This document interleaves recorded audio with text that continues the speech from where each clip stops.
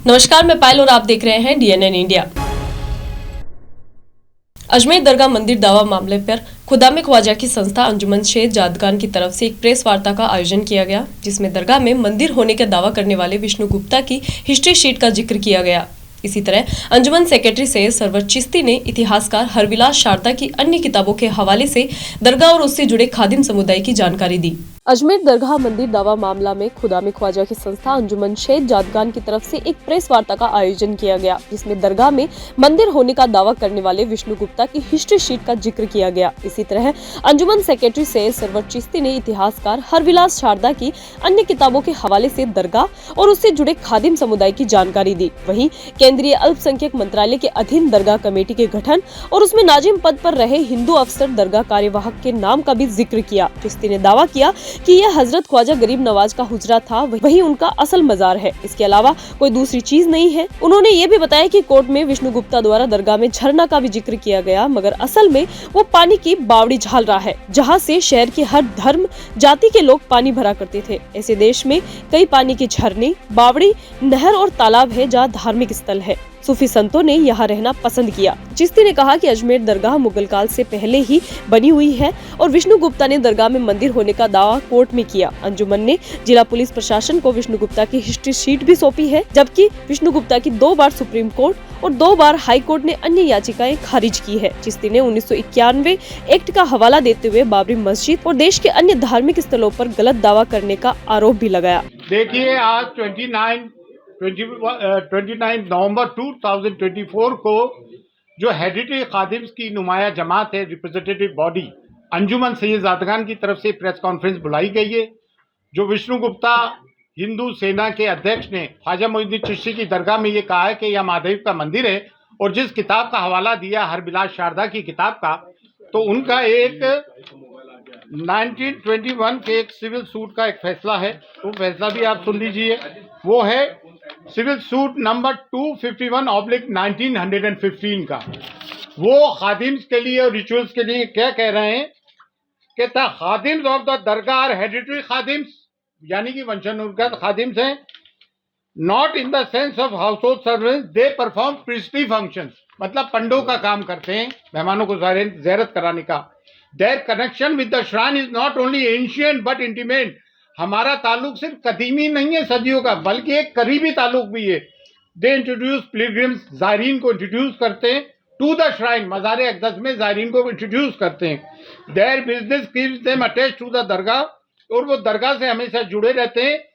और they look to the comfort of the pilgrims they introduce while inside the dargah, और वो ज़ायरीन के pilgrims का भी ख्याल रखते हैं। इसमें कहीं भी उन्होंने इस किस्म की बात नहीं की है। 1915 का है, जिस किताब की बात कर रहा है वो 1910 की है। उसके पहले बहुत सारी किताबें लिखी गई।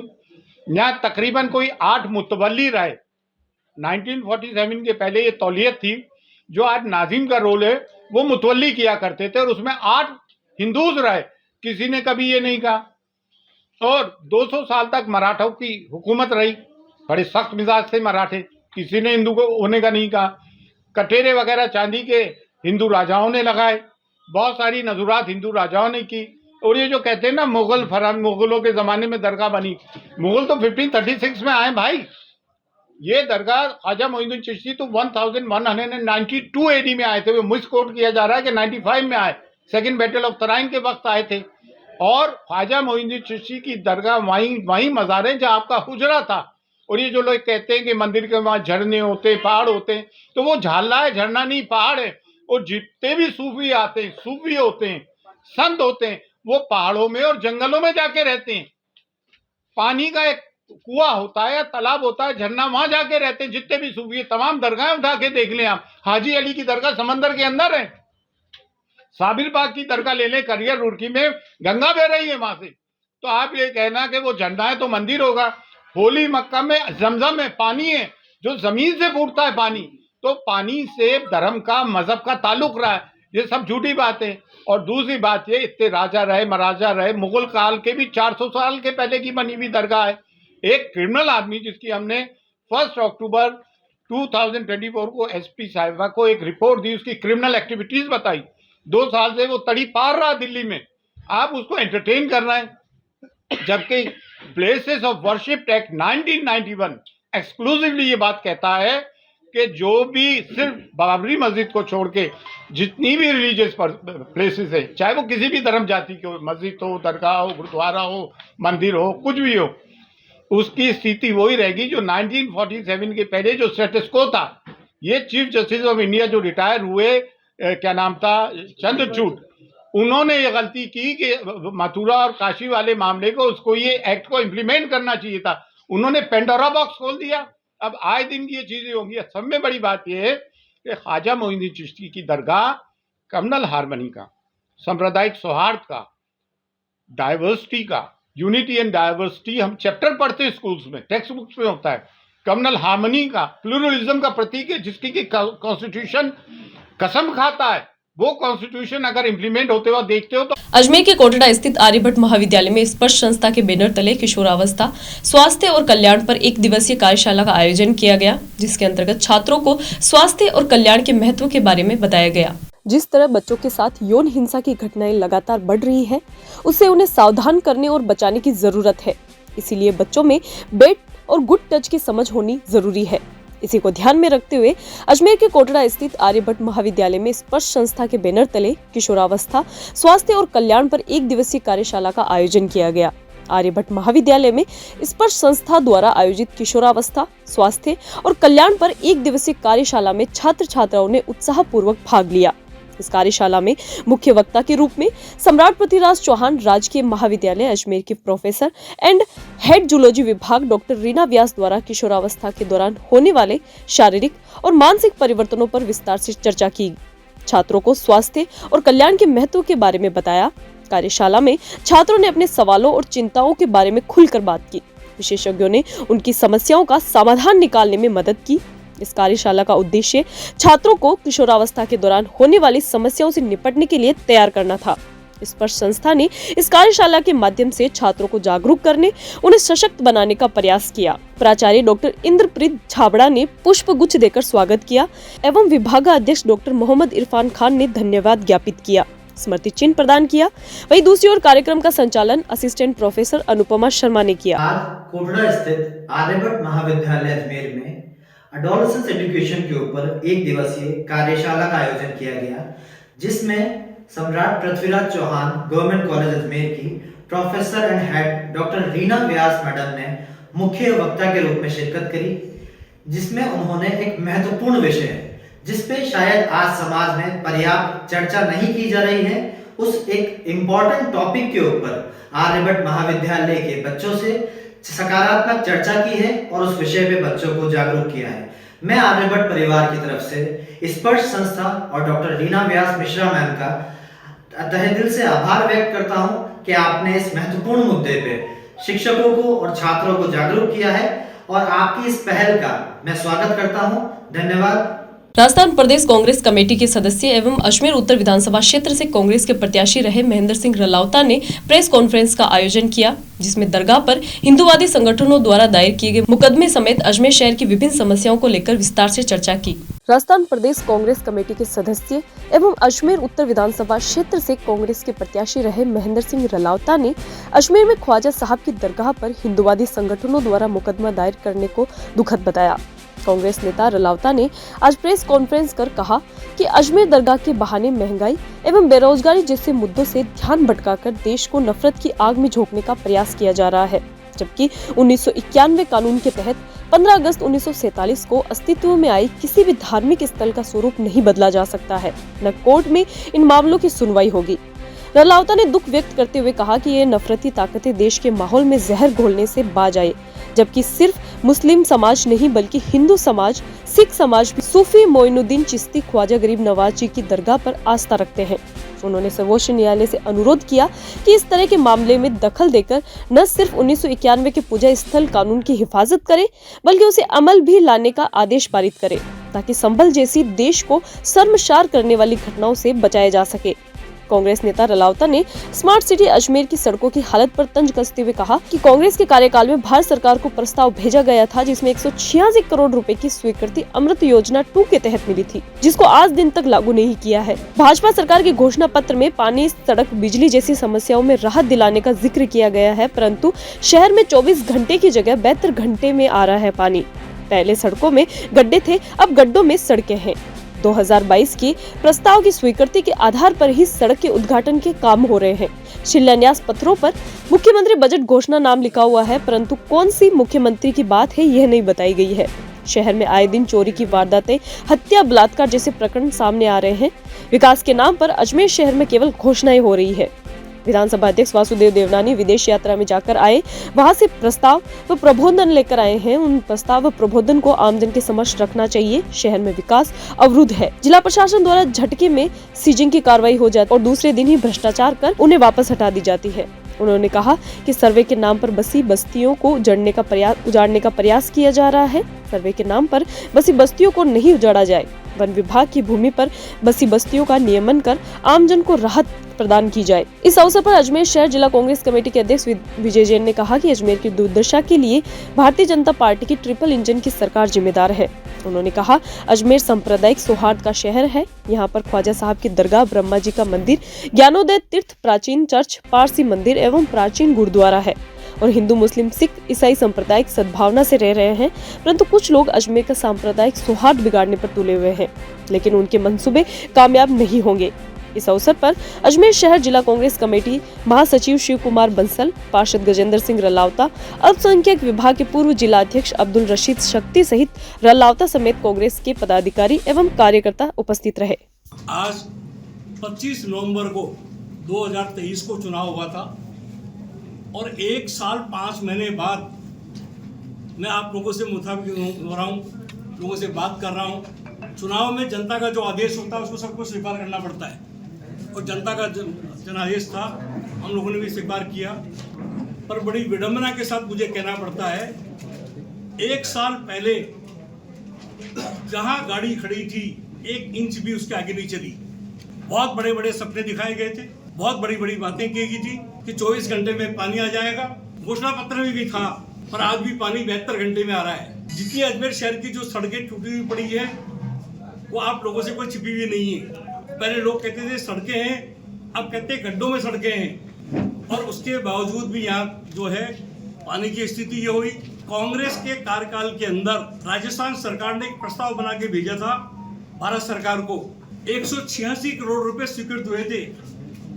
अमृत योजना सेकंड के स्वीकृति देती है भारत सरकार, पर प्लानिंग बना के भेजा गया था, उसको आज तक भी इम्प्लीमेंट में नहीं लाया गया।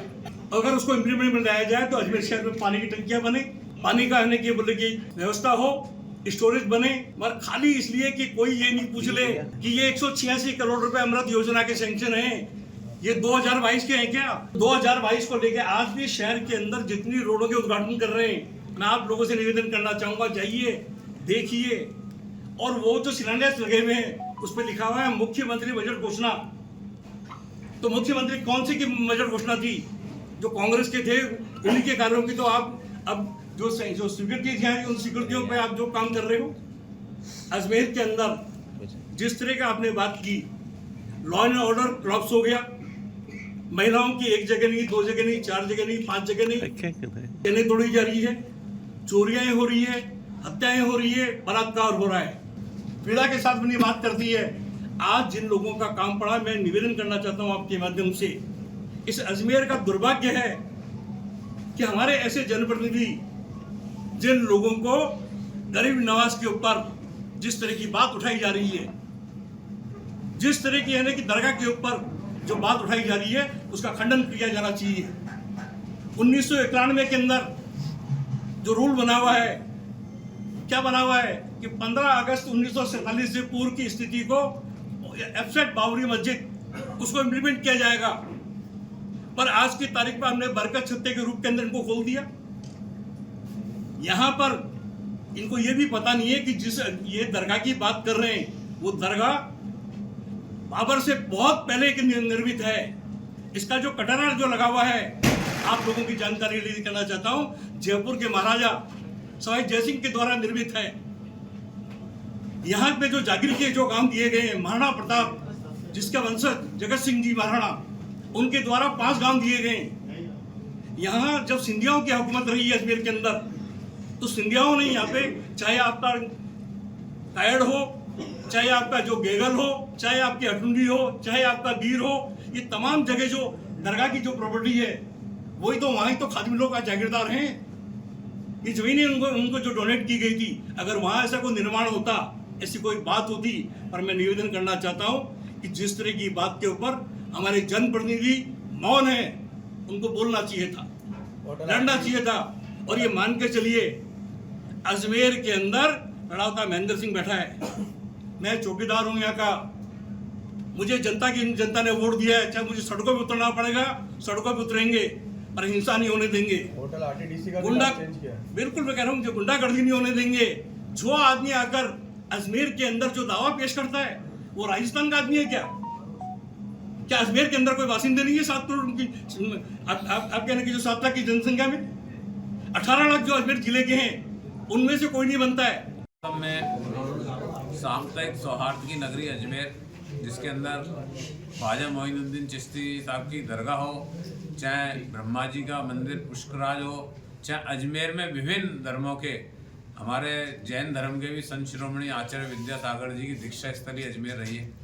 और बड़े क्षेत्र हैं, ज्ञानोदय तीर्थ क्षेत्र नारेली भी है, अपने जो है पुष्कर के अंदर गुरुद्वारा भी है, बड़ा जो है राजस्थान का सबसे प्राचीनतम जो है चर्च भी अजमेर के अंदर है, जो अब चर्च रोड मार्टिन ब्रिज से नीचे जाते हैं। तो और पारसियों का टेम्पल भी जो है अजमेर के अंदर है, अग्नि मंदिर के नाम से, जो नसीराबाद रोड पे सेंट मेरी स्कूल से पहले जो है। तो जिस तरह सांप्रदायिक सौहार्द की नगरी अजमेर है, उस अजमेर की सांप्रदायिकता खराब करने के लिए ये भारतीय जनता पार्टी का एक व्यक्ति छोड़ा हुआ है, जिसका काम अलग अलग समय पे ये रहा है। उसने चाहे मथुरा का मैटर हो, चाहे विभिन्न धार्मिक क्षेत्रों का मैटर हो, उसने हर जगह उठा के और आग लगा के और भाग जाता है और पूरे शहर का माहौल ख़राब कर देता है। ऐसे व्यक्ति के खिलाफ जो है हमारे कानून को भी जो है सख्त से सख्त कदम उठाना चाहिए कि जहाँ सैकड़ों साल से किसी का आस्था केंद्र है, उस पर हम जो है आके अगर ये अपना साबित करें कि भाई हमारा, आज मैं मेरे मकान में रह रहा हूँ और आप कहो कि साहब ये तो मकान मेरे हैं, आप कागज साबित करो,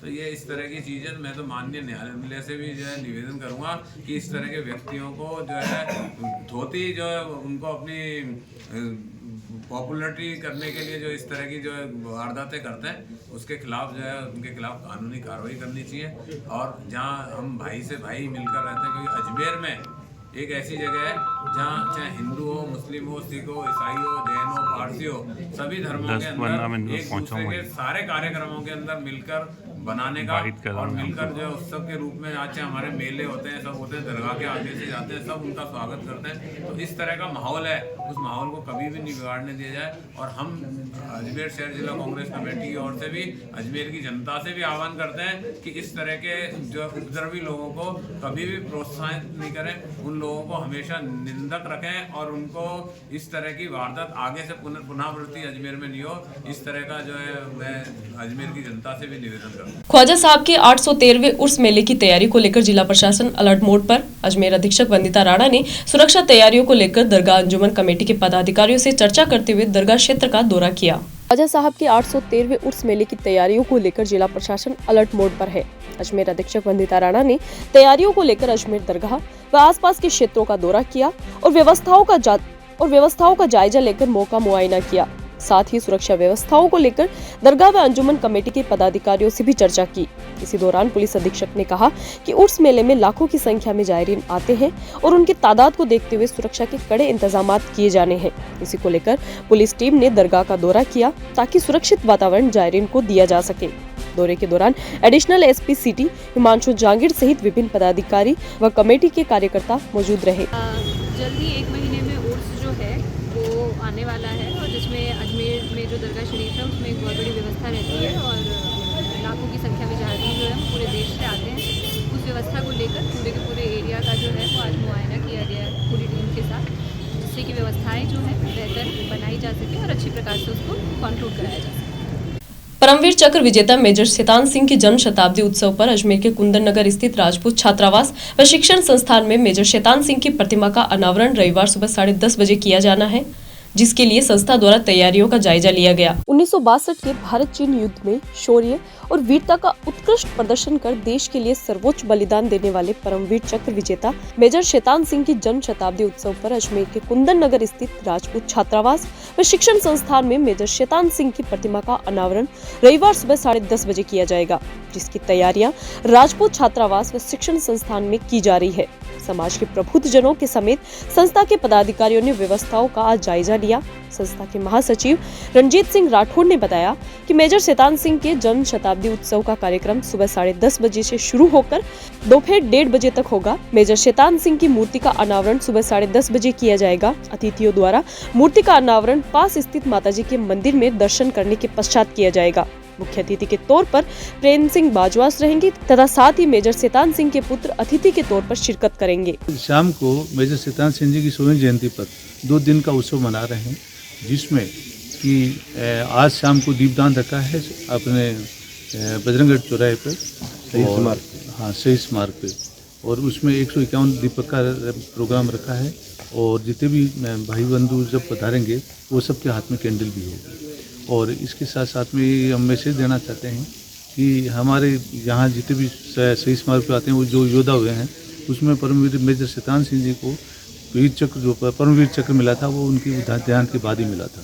और आपका 1 दिसंबर 1924 को जन्म हुआ था और आज कल इनके 1 दिसंबर 2020 को 100 साल पूरे हो जाएंगे।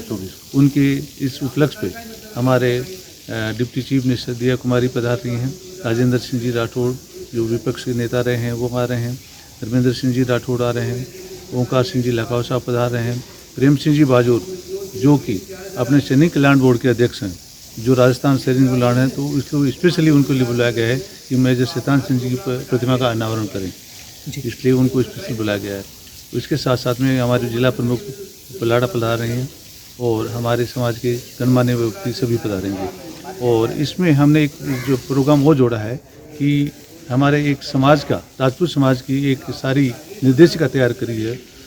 अजमेर में करीब 1600 परिवार रहते हैं, उनकी एक निर्देशिका बना के उसका विमोचन कर रहे हैं। और हमारे पुराने जितने भी छात्र यहाँ रहे हैं उनको जो सर्विस कर रहे हैं और उनको सम्मानित भी कराएंगे, उनको स्मृति चिन्ह दिया जाएगा। हम मेजर शैतान सिंह जी की 100वीं जयंती पे करने का जो हमने जो किया है वो सुबह 10 बजे से हम शुरू करने जा रहे हैं। 10 बजे से 1:30 बजे तक ये कार्यक्रम होगा। उसके बाद फॉलोड बाई लंच जो है इस कार्यक्रम की समाप्ति होगी। ये मूर्ति स्थापना का समय क्या रहेगा? मूर्ति स्थापना का समय 10:30 बजे का है। जो ये अतिथि पधार जाएंगे माता जी के यहाँ दर्शन करेंगे और उसके 10 बाद ही यहाँ इस मूर्ति का अनावरण करने के लिए यहाँ पधारेंगे। और इस मूर्ति के अनावरण के लिए विशेष तौर पे श्रीमान प्रेम सिंह जी बाजवा साहब को बुलाया। अजमेर के गांव मांगलियावास के क्षेत्रवासियों ने इंद्रप्रस्थ गैस लिमिटेड कंपनी द्वारा गांव मांगलियावास में आवासीय मकानों में नुकसान की क्षतिपूर्ति को लेकर जिला मुख्यालय पहुंचे और जिला कलेक्टर लोक बंधु को ज्ञापन सौंपा। क्षेत्रवासियों ने बताया कि इंद्रप्रस्थ गैस लिमिटेड कंपनी द्वारा गैस पाइपलाइन बिछाई जा रही है, नींव पर समतलीकरण व RCC नहीं की गई, जिसके कारण बारिश का पानी मकानों में जा रहा है। मकानों में दरारों के साथ ही मकान जमीन में धंसते जा रहे हैं। क्षेत्रवासियों ने बताया कि 2021 से लेकर 2024 तक बार हमारी समस्याओं के समाधान हेतु प्रशासन व संबंधित अधिकारी को सूचित किया, परंतु किसी तरह की कोई कार्रवाई नहीं होने के चलते आज क्षेत्रवासियों ने जिलाधीश को ज्ञापन सौंपा और क्षेत्रवासियों ने मांग की है कि समक्ष अधिकारी की स्वीकृति एवं कृषि से अकृषि परियोजनार्थ समतलीकरण किराए बिना मौके पर इंद्रप्रस्थ गैस लिमिटेड कंपनी द्वारा पेट्रोलियम गैस संबंधी प्लांट संचालित किया जा रहा है, जिसको तुरंत पाबंद किया जाए। वहीं जिलाधीश व संबंधित अधिकारियों ने आश्वासन दिया है कि काम में तेजी के साथ ही काम में सावधानी रखी जाएगी।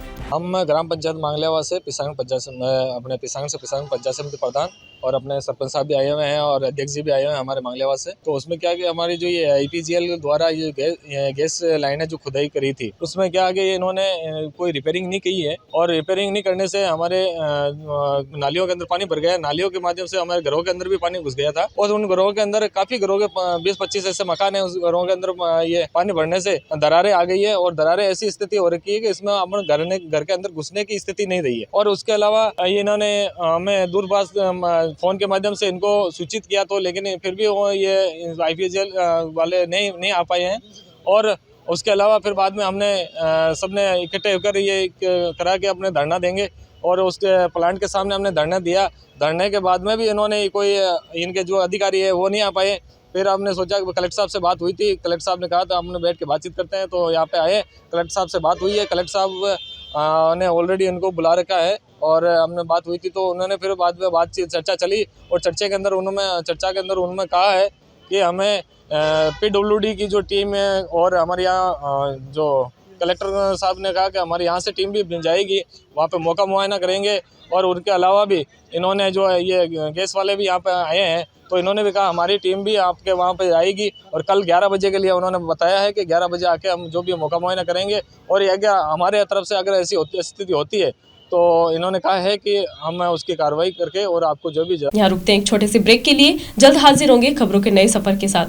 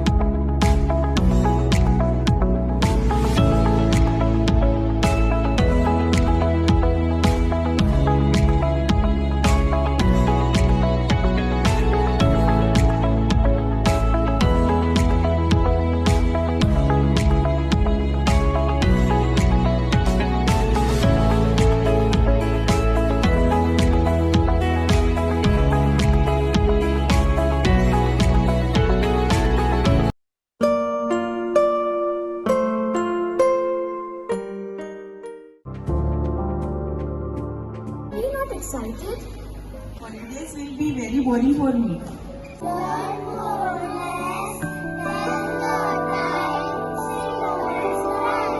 And off for visiting black rice and sugar. This black rice has a very unique flavor. Ajmer के गेगल स्थित प्रेसिडेंसी स्कूल में मेगा फन एंड फेट बाल मेले का आयोजन किया गया, जिसके अंतर्गत स्कूली बच्चों ने स्टॉल्स लगाई और अनुशासन का शानदार प्रदर्शन करते हुए एंटरप्राइजिंग समेत विभिन्न स्किल्स को सीखा। अजमेर के गेगल स्थित प्रेसिडेंसी स्कूल में मेगा फन एंड फेट बाल मेले का आयोजन किया गया, जिसके अंतर्गत स्कूली बच्चों ने स्टॉल्स, फन गेम स्टॉल्स के साथ ही फूड स्टॉल्स लगाई। एकेडमिक डायरेक्टर एपी शर्मा ने कहा कि जीवन में सबसे महत्वपूर्ण है एंटरप्राइजिंग होना। बच्चे सीख रहे हैं कि एथिकली कैसे प्रॉफिट कमाया जाए। ईमानदारी की भावना के साथ बच्चों ने प्रोडक्ट इस मेले में लॉन्च किए। विभिन्न एक्टिविटीज के साथ ही अनुशासन का भी पूरा ध्यान रखा जाना सिखाया जा रहा है। बताया कि इस कार्यक्रम के तहत बच्चों में स्किल डेवलप करने के साथ ही अभिभावकों को विद्यार्थियों के समीप लाना है। रेजिडेंसी स्कूल में नवाचारों के तहत कई कार्यक्रम आयोजित किए जा रहे हैं, जहां इस कार्यक्रम का शिक्षा के क्षेत्र में ही नहीं अपितु बच्चों के स्किल डेवलप करने के क्षेत्र में भी हो रहा है, जिसके तहत आज इस बाल मेले का आयोजन रखा गया है, जिसकी थीम ग्रेटिट्यूड है, जिसके अंतर्गत बच्चों को ग्रेटिट्यूड कार्ड दिए जा रहे हैं, जिसके अंदर वे अपने विचार रखकर अपने पेरेंट्स को देते हैं, क्योंकि बच्चों को अपनी भावना व्यक्त करने के लिए एक स्टेज नहीं मिलता है। रेजिडेंसी स्कूल में नवाचार कर ग्रेटिट्यूड कार्ड थीम भी रखी गई है, जहां वे अपनी भावना व्यक्त कर सकते हैं। नवाचारों के इसी क्रम में कॉमन सेंस लैब व विजडम लैब रेजिडेंसी स्कूल में लाई गई है, जिसके अंतर्गत कॉमन सेंस लैब में दैनिक जीवन में आने वाले सभी सॉफ्ट स्किल को इनमें सिखाया जाता है, जो इनके आगे की लाइफ सर्वाइव करने में काम आती है। नर्सरी क्लासेज में पहले से ही AI बेस्ड ऐप से बच्चों को सिखाया जा रहा है। नर्सरी में नेशनल कैरिकुलम फ्रेम लाया गया है, जो एक मील का पत्थर साबित होता है। इसमें बच्चों को भारत की संस्कृति, भारत की परंपरा, विरासत को ध्यान में रखते हुए ग्लोबल सिटीजन कैसे बनाया जा सके, इस पर विशेष रूप से ध्यान दिया जाएगा। स्कूल द्वारा बच्चों को इंजीनियर, डॉक्टर बनने से पहले एक अच्छा इंसान बनाना मुख्य उद्देश्य है। आज बच्चे एक फन एंड फेट बाल मेला ऑर्गेनाइज कर रहे हैं, बड़ा इंटरेस्टिंग है। बच्चों ने शॉप्स लगाई हैं, आप देखिएगा, स्टॉल्स हैं, उसमें कुछ गेम्स हैं, फन गेम्स हैं, कुछ खाने पीने की चीज़ें हैं। तो शायद जीवन में सबसे महत्वपूर्ण चीज़ है कि एंटरप्राइजिंग होना। तो सीख रहे हैं वो कि कैसे प्रॉफिट बनाया जाए, पर प्रॉफिट भी एथिकली बनाया जाए। प्रॉफिट इस तरह बनाया जाए कि किसी को लूट खसूट के नहीं बनाया जाए। तो मार्जिनल प्रॉफिट्स रख करके बच्चों ने अपने अपने प्रोडक्ट्स को यहाँ लॉन्च किया है। देखिए कौन कैसा कर पाता है, ये सब है। और ख़ास करके बच्चों को ये भी सिखाया जाता है कि आकर के जब खा रहे हैं तो डिसिप्लिन है, घूम रहे हैं तो डिसिप्लिन है। काफ़ी कुछ एडवेंचर एक्टिविटीज़ भी उस तरफ रखी हैं। तो मनोरंजन का कार्यक्रम भी है कि पेरेंट्स को एक मौका मिलता है। अभी मौसम अच्छा है, इसके बाद ज़्यादा सर्दी पड़ने लगेगी जी। खास करके बच्चों की स्किल्स को डेवलप करना है इस मौके से, और परिवार को बच्चों के समीप लाना ज़्यादा ज़रूरी है। बहुत सारी चीज़ें जो राजस्थान में किसी और स्कूल में नहीं होती हैं। अभी आज की भी जैसे थीम है ग्रेटिट्यूड जी। तो बच्चों को सैटरडे को कार्ड दिया जाता है, बच्चे अपने ग्रेटिट्यूड एक्सप्रेस करते हैं। पहले दिन ही जब मदर्स को बच्चों ने अपना ग्रेटिट्यूड के कार्ड दिया, काफ़ी मदर्स रोने लगी, आंखों में आंसू आ गए ये देख करके, क्योंकि बच्चों को रेसिप्रोकेट करने का मौका नहीं मिलता, अपनी भावनाएं व्यक्त करने का मौका नहीं मिलता। और मदर सोचती हैं बच्चे बदमाश हो गए हैं, सुनते नहीं हैं, पर बच्चों में भी मासूम दिल है जी। तो खासकर हम जो नई चीज़ें लेके आ रहे हैं उसमें डिज़ाइन थिंकिंग लैब है, जो बिल्कुल नई चीज़ है। AR VR लेके आ रहे हैं, ऑगमेंटेड रियलिटी, वर्चुअल रियलिटी। इन सब से अलग जो नई चीज़ है जिसका इजाद मैंने किया है वो है कॉमन सेंस लैब और विजडम लैब जी। कॉमन सेंस लैब में बच्चों को वो सारी चीज़ें सिखाई जाती है, सॉफ्ट स्किल्स जो उनके डे टू डे काम आती हैं, जीवन में काम आती है, लाइफ सर्वाइवल के लिए काम आती हैं, कभी फंस जाएं तो काम आती हैं। वो चीज़ें सिखाई जाती हैं स्कूल में प्रैक्टिकल तरीके से जी। तो जितना भी पढ़ाई का कार्यक्रम होगा अब हमने पहले से शुरू कर दिया है। मेरे ख्याल से हम पहले स्कूल होंगे यहाँ पर जिन्होंने AI ऑलरेडी नर्सरी KG में शुरू कर दिया। AI बेस्ड ऐप से बच्चों को सिखाया जाता है जी। उसमें पेरेंट्स भी कंट्रीब्यूट करते हैं जी। बहुत सारी छोटी छोटी चीज़ें लेके आ रहे हैं जिसमें बच्चों को करके सीखना होगा। और नर्सरी में तो हम बहुत बड़ा प्रयोग कर रहे हैं, प्रयोग नहीं है, सक्सेसफुल प्रयोग है जी, कि NCF का नेशनल करिकुलम फ्रेमवर्क का इंटीग्रेशन कर रहे हैं मॉन्टेसरी से और रेजियो मिलियो अप्रोच से, जो कि बाहर की अप्रोचेस हैं जी। भारत की परंपराओं को, भारत के गौरव को, भारत के वैल्यूज़ को बनाए रखते हुए कैसे हम अपने बच्चे को ग्लोबल सिटीजन बना सकते हैं, उस बात पे ज़्यादा जोर है। क्योंकि हमारे जो चेयरमैन है सिंघवी साहब, वो यही कहते हैं कि बच्चे को मॉरल वैल्यूज सिखाना ज़्यादा जरूरी है। वो इंजीनियर बने, डॉक्टर बने, उससे पहले एक इंसान बन जाए। अजमेर के सम्राट पृथ्वीराज चौहान राजकीय महाविद्यालय में शनिवार को 3 दिवसीय 37वें पुरुष इंटर कॉलेज वॉलीबॉल प्रतियोगिता का आयोजन हो रहा है, जहां ये प्रतियोगिता 30 नवंबर से शुरू होकर 2 दिसंबर को समाप्त होगी। अजमेर के सम्राट पृथ्वीराज चौहान राजकीय महाविद्यालय में शनिवार को 3 दिवसीय 37वें पुरुष इंटर कॉलेज वॉलीबॉल प्रतियोगिता की शुरुआत हो गई है। ये प्रतियोगिता 30 नवंबर से शुरू होकर 2 दिसंबर को समाप्त होगी। इंटर कॉलेजिएट वॉलीबॉल प्रतियोगिता के उद्घाटन समारोह में अजमेर दक्षिण विधायक एवं पूर्व महिला एवं बाल विकास मंत्री अनीता भदेल ने शिरकत की। अनीता भदेल ने सभी को बधाइयां देते हुए प्रतिभागियों का मनोबल बढ़ाते हुए कहा कि अब सभी प्रतिभागी अपने सर्वश्रेष्ठ क्षमताओं का प्रदर्शन कर यहां से अचीवर बनकर निकले। महाविद्यालय के प्राचार्य मनोज बहरवाल ने बताया कि इस प्रतियोगिता के अंतर्गत तकरीबन 20 टीमें भाग लेगी। इंटर कॉलेज वॉलीबॉल प्रतियोगिता की मुख्य अतिथि के तौर पर अजमेर दक्षिण विधायक अनीता भदेल ने शिरकत की। बताया कि इस प्रतियोगिता की तैयारियां दिवाली से की जा रही थी। प्रतियोगिता के लिए सारी तैयारियां आज पूरी हो चुकी है और इस प्रतियोगिता में भाग लेने वाली सभी टीमों के लिए रहने व खाने की व्यवस्था महाविद्यालय की ओर से की जा रही है। बताया कि 2018 के बाद सम्राट पृथ्वीराज चौहान राजकीय महाविद्यालय ही इस प्रतियोगिता के लिए होस्ट बना हुआ है। वॉलीबॉल इंटर महाविद्यालय प्रतियोगिता का, जैसे हम जानते हैं हर वर्ष बच्चों में कंपटीशन होते हैं, उसी क्रम में इस वर्ष का ये वॉलीबॉल कंपटीशन है जिसमें पूरे जोन से 20 टीमें भाग ले रही हैं। 3 दिन तक ये कार्यक्रम चलने वाला है। ये उद्घाटन सत्र है और 2 तारीख को ये प्रतियोगिताएं समाप्त होंगी। मैं खेलने वाले सभी खिलाड़ियों को बधाई देती हूँ, उनको प्रेरणा देना चाहूँगी कि वो अच्छा खेलें, बढ़िया खेलें, अपनी सर्वश्रेष्ठ क्षमताओं का प्रदर्शन यहाँ करें और अचीवर बन करके यहाँ से जाएं। 37वीं अंतर महाविद्यालय प्रतियोगिता आज हो रही है। इसके मेज़बान सम्राट पृथ्वीराज चौहान राजकीय महाविद्यालय अजमेर है और कल जो ड्रॉ खुला उस ड्रॉ में 20 टीमों का आगमन हुआ और आज हमारे कार्यक्रम की मुख्य अतिथि अनीता भदेल थी, जिन्होंने इस कार्यक्रम का शुभारंभ किया। और ये हमारी जो प्रतियोगिताएं हैं ये 3 दिन चलेंगी। आज इसका शुभारंभ है और 2 तारीख को जुपिटर कॉलेज कुचामन के टीम मैनेजर रजिस्ट्रेशन डेस्क पर संपर्क करें। इस कार्यक्रम के माध्यम से हम पूरी तैयारी पर हैं और हमारा जुपिटर कॉलेज कुचामन के टीम मैनेजर 20 टीमें आई हैं। यूनिवर्सिटी हमको देती है, हर साल विश्वविद्यालय देता है, किसी को क्या तो आज इन्होंने हमको दिया और हम इसको संपन्न कराएंगे। फाइनल जो जीतने वाली टीम को क्या मिलेगा? फाइनल की टीम को एक चल वैजयंती होती, ट्रॉफी होती, वो ट्रॉफी जैसे अभी हम जीसीए डीवी से लेकर। नसीराबाद स्थित किसानों से खरीदा हुआ मूंग किसानों को वापस करने पर किसानों में राज्य सरकार और केंद्र सरकार के खिलाफ रोष व्याप्त है, जिसके चलते नसीराबाद अनाज मंडी में किसान महापंचायत राष्ट्रीय अध्यक्ष रामलाल जाट के नेतृत्व में एक बैठक आयोजित की गई। नसीराबाद स्थित किसानों से खरीदा हुआ मूंग किसानों को वापस करने पर किसानों में राज्य सरकार और केंद्र सरकार के खिलाफ रोष व्याप्त हो गया है, जिसके चलते नसीराबाद अनाज मंडी में किसान महापंचायत राष्ट्रीय अध्यक्ष रामलाल जाट के नेतृत्व में एक बैठक आयोजित की गई। किसानों का कहना है कि किसानों से खरीदा हुआ मूंग राज्य सरकार ने किसानों को वापस कर दिया है, जिससे किसानों को भारी नुकसान हुआ है। बैठक में किसानों ने राष्ट्रीय अध्यक्ष से वार्ता करते हुए कहा कि राज्य सरकार ने जो किसानों का मूंग वापस किया है उसकी गुणवत्ता में क्वालिटी की जांच करवाकर सरकार वापस किसानों से मूंग वापस ले। इस मामले को लेकर किसानों ने नसीराबाद विधायक रामस्वरूप लांबा से वार्ता की। विधायक लांबा ने ग्रामीणों से वार्ता करते हुए मामले की टीम गठित कर जांच करवाने का आश्वासन दिया। वहीं दूसरी ओर किसानों का कहना है कि सिकुड़े कच्चे मूंग का प्रतिशत 3 से बढ़ाकर 10% किया जाए। ये मूंग उत्पादक क्षेत्र,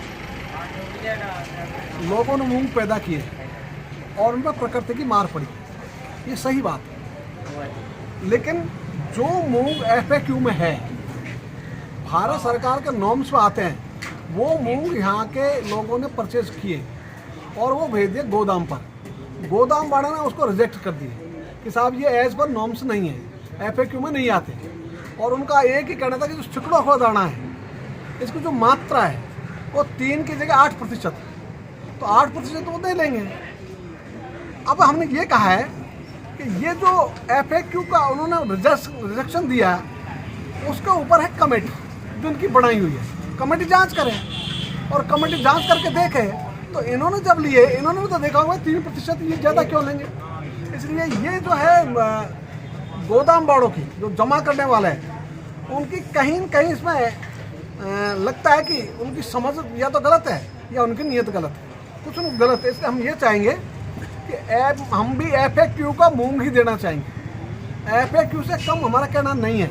यदि हमको FAQ को छूट चाहिए तो भारत सरकार से बात करेंगे कि भाई इसमें इस बार प्रकृति के कारण जो गड़बड़ हुई है उसमें आप इसमें छूट दो, 3 की वजह इसको 10 करो। तो एक तरीका ये है। दूसरा तरीका ये है कि आप इसकी ग्रेडिंग कर दो। ग्रेडिंग कर तो होता है भाई ये A ग्रेड का मूंग, ये B ग्रेड का मूंग, ये C ग्रेड का मूंग, तीनों का भाव अलग अलग तय करता है MSP कि भाई हम तो इसके MSP तो ये देंगे, इसकी ये देंगे, इसकी ये देंगे। लेकिन किसी भी किसान का मूंग जो बाजार में बिक रहा है तो सरकार क्यों नहीं खरीदेगी?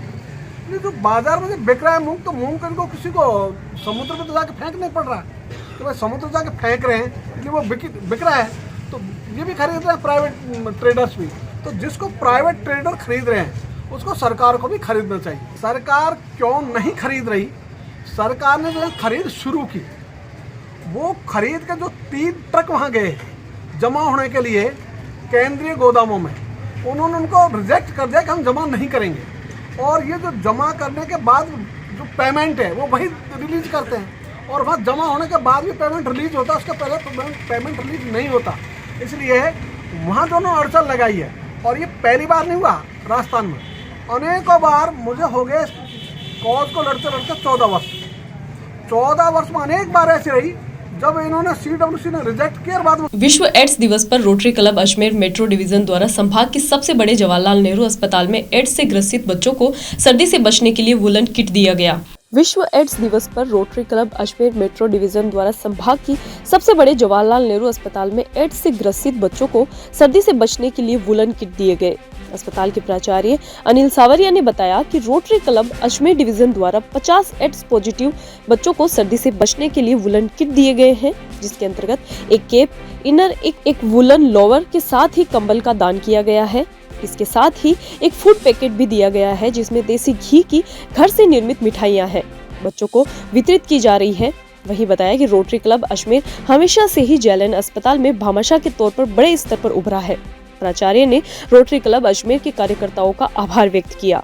आज जवाहरलाल नेहरू प्रांगण में विश्व एड्स दिवस पर रोटरी क्लब अजमेर के मेट्रो डिवीजन ने 50 HIV पीड़ित बच्चों को एक किट का दान किया है।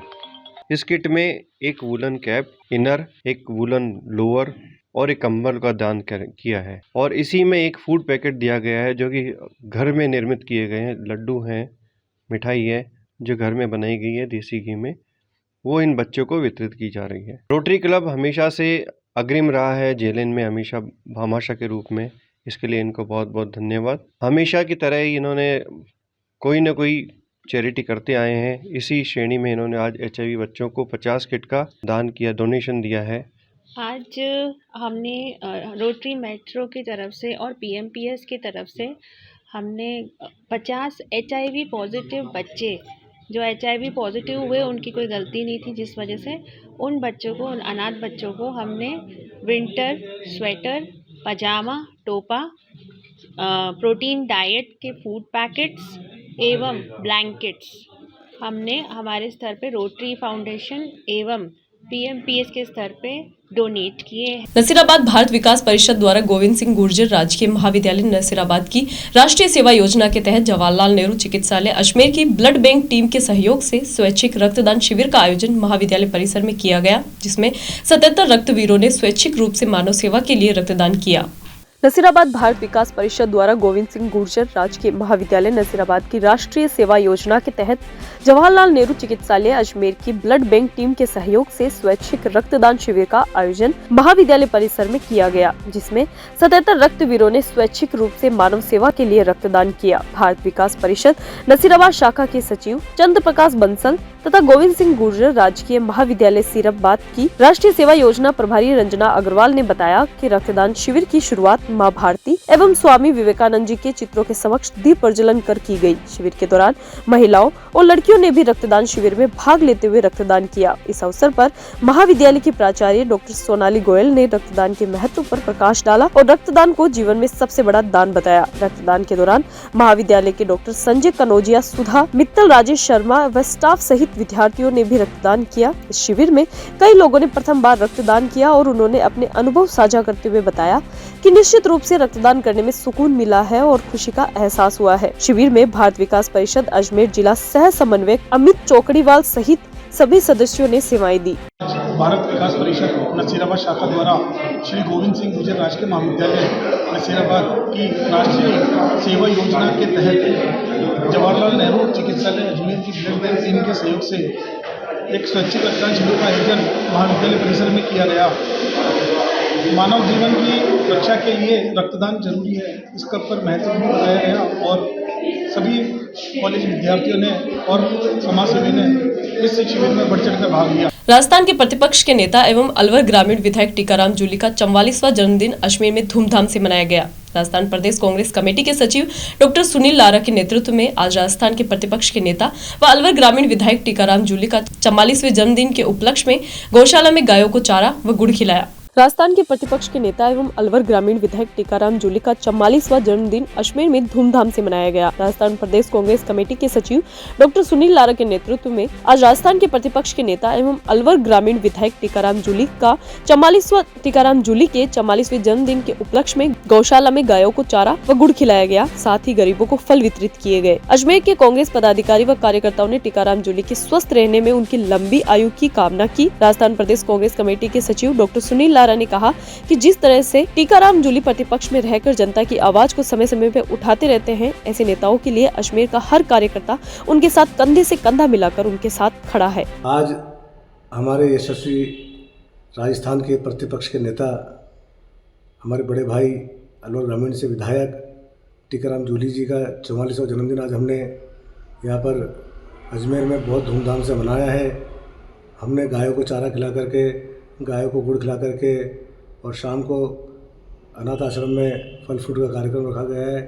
और हम हमारे ऐसे जो नेता जो जनता की आवाज़ उठाते हैं, जनता के लिए राजस्थान में विधानसभा में जनता के लिए जो गरीबों के मसीहा, जो हर जनता के हर मुद्दों को उठाने का कार्य करते हैं, ऐसे यशस्वी नेता का आज हमने 44वां जन्म धूमधाम से मनाया और हम भगवान से, ईश्वर से हमेशा यही कामना करते हैं कि हमारे टीकाराम जूली जी हमेशा स्वस्थ रहे और उनके राजस्थान में जिस तरह से पूरे आज राजस्थान में उनका जन्मदिन जिस तरह से मनाया जा रहा है, वो हम उनको पुनः एक बार जन्मदिन की बहुत बहुत बधाई दें। खबरों के सफर में अभी सिर्फ इतना ही, फिर हाजिर होंगे खबरों के नए सफर के साथ। तब तक के लिए दीजिए इजाजत। नमस्कार।